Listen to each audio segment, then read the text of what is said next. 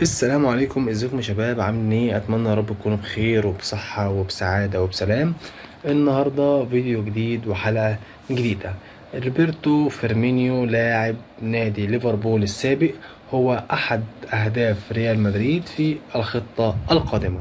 الصحف الاسبانية كلها اجمعت ان ريال مدريد بشكل رسمي بيحط اللاعب البرتو فيرمينيو لاعب نادي ليفربول السابق ولاعب البرازيل الحالي لحد النهارده. واليوم بتاعنا النهارده فيرمينيو كان بيشارك مع ليفربول في المباراة الأخيرة ليه، وودع فيها الجمهور بعد ما قرر ألبرتو فيرمينيو رسميا إن هو سيغادر من نادي ليفربول، وهيكون ليه وجهة غير ليفربول.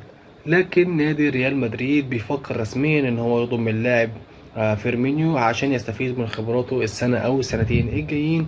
واكدت الصحف الرسمية ان انشيلوتي معجب جدا باداء فيرمينيو، وان هو طلب من الاداره لو هتتعاقد مع فيرمينيو لمده سنتين، لان اللاعب كبير في السن، فاكبر حد ممكن يتعاقدوا معاه هو سنتين. انشيلوتي معجب جدا باداء فيرمينيو، قال لهم ان انا هبقى سعيد لو انضم للفريق، وهيعمل اضافه مع كريم بنزيما لحد ما يجيبوا مهاجم سوبر. انشيلوتي بيعجب باداء فيرمينيو، بيشيد بيه على الهواء مباشره في المؤتمر الصحفي. فهل بيريز وريال مدريد سيقرروا وسيتعاقدوا مع البرتو فيرمينيو لاعب منتخب البرازيل ولاعب ليفربول السابق؟ ده اللي هنعرفه الفترة الجاية، وأكيد لو اللاعب مضى أو في أي خبر رسمي هنطلع نعمل حلقة كاملة وتغطية كاملة عن الموضوع. ما تنسوش اللايك والاشتراك في القناة عشان يوصلكم كل جديد، ونتقابل في فيديو